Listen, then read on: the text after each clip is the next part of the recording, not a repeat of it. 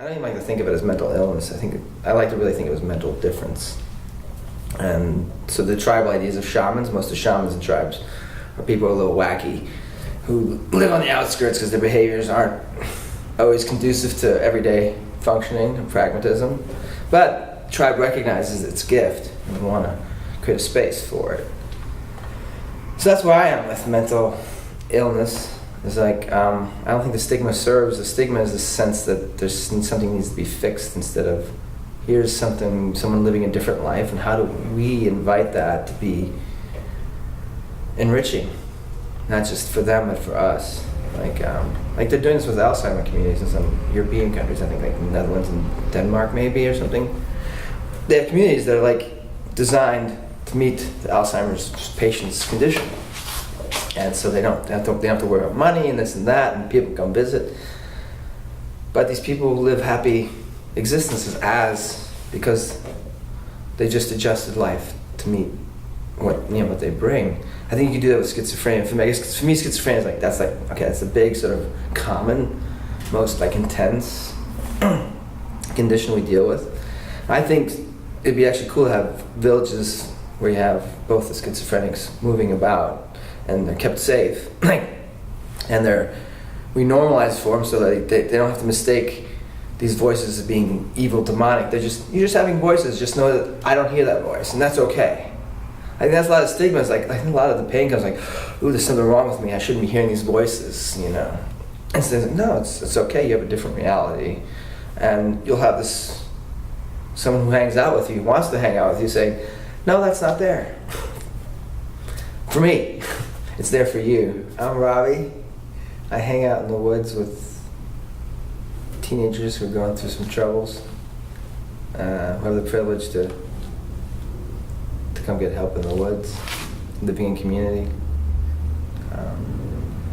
My essence is I'm here to connect, to experience truth and share truth, and help people free themselves from their ideas of who they should be, or something like that. I think stigma is when you're using diagnosis to say someone's less than, whereas diagnosis can also it can normalize and say, oh, okay, I'm part of a group. It's like, it's I don't think mental illness is much different from physical illness than if someone's amputee. It's not like, it doesn't mean that there's something wrong with you. It doesn't mean that your life has to suck. It doesn't mean that you're a burden. You can still find happiness. Well, I consider myself an artist. I paint, I carve.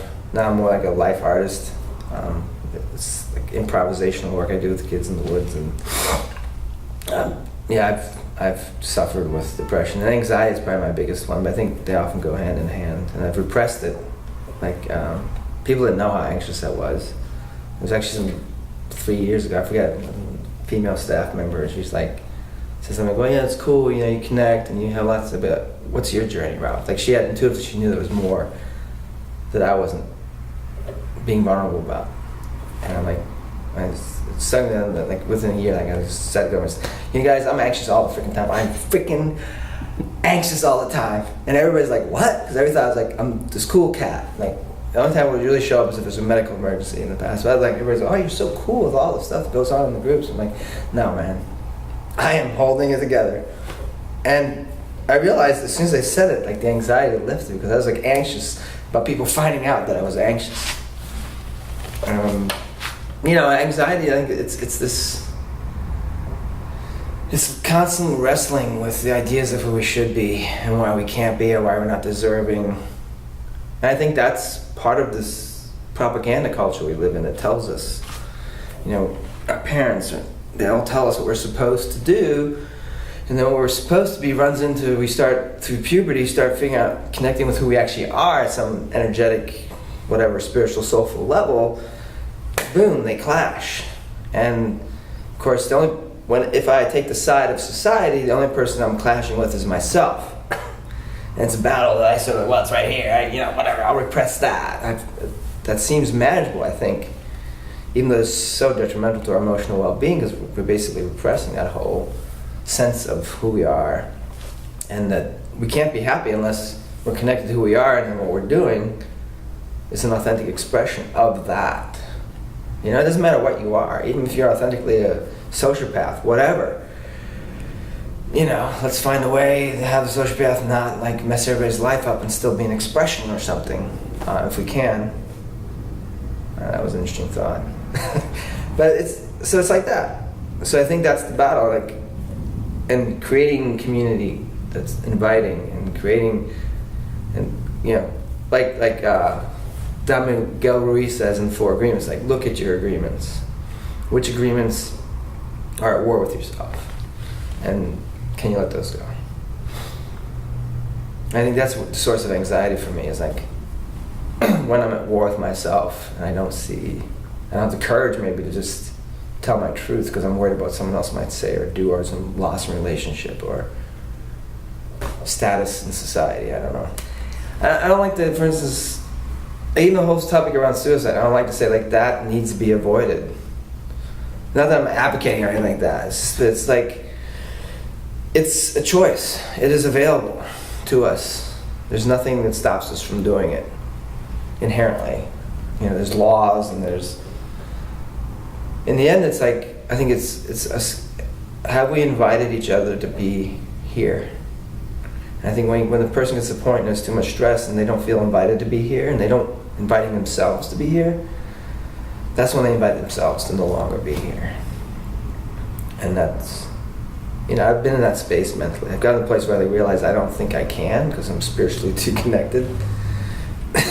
My soul says, you don't get that out. You can contemplate that out. You can pretend for a second that that's possible to relieve the stress of having to be here. But I've come to the conclusion it's just not going to happen for me that way, which is it's powerful. But yeah, so it's, I don't know, it is hard. And I challenge myself to be empathetically present to that person, that being, and feel it. And then breathe through it, you know? And then breathe with them. And then say, okay, you know, where can you find your space a little bit in this world? And then maybe grow that space to be. Depression is pushing information away so you have less to deal with. And opening up is like you're getting this information back in. It's like taking the cast off the leg. Alright, it's atrophied and you know, you gotta stand up. It hurts, it sucks, I gotta go through physical therapy. It's hell. I mean, that's the problem with it. That's the challenge of addiction. It's like, I gotta now decide, especially if you got the level where all I'm doing is using to feel okay. I don't even know what pleasure is anymore. I just do this to feel from being completely lost. And I'm signing up for life to suck. And I get all this information that feels intense. And find faith that if I do this for long enough and I ask for enough help, that, you know, the leg will regrow, the emotional system will regrow, and I'll find joy, and I'll be able to practice receiving love from life, which that's what I think happiness is, when we allow the love that's being offered to actually come in and nurture us instead of, you know, I don't deserve this or whatever. And what's the point? Can we ever figure that out? Or can we just say, well, I don't care what the point is. Am I connected to my truth? Is this an expression of it? Okay. What other point do I freaking really need? Well, yeah, it's not the parents' fault. I mean, I think you have to remember that in the human paradigm as a species, we're not supposed to be getting that from our biological parents. We're supposed to be getting that communally from a tribe, from people a generation further along. And we forget that. Like, we're actually in this nuclear family model trying to ask humans to do stuff they're not biologically, emotionally designed to do. Because it never was that way until whatever, civilization started doing its thing. And we don't get emotionally mature until age 35 to 50. So how are we supposed to, you know, facilitate someone else's emotional development if we haven't even gotten to a certain extent along? And we're programmed as apes even. Like, there's only one ape that's designed to raise children one-on-one. It's the orangutan. It has special brain chemistry for that stress that the rest of the apes don't have. And that's why the rest of the apes, including what we raise in a community. So we don't have to have constant vigilance on this very fragile, complex, emotional, spiritual being that a human being is, this consciousness that's, it needs to be held by more people. Yeah, I mean, I follow your vision, and I think it's brilliant, and it's inspiring me. I have the same confrontation, like, why am I not sitting, I have this vision of being, sitting in Freedom Parkway and putting a sign up saying, hey, I'm here to listen.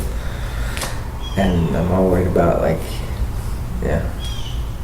I used to be worried about money, but I realized I like my job enough, and I can do both. I can make enough money, and then if for some reason what I offer catches on. Anyways, keep stoking the fire till it catches, I guess. Something like that. How's that? Awesome.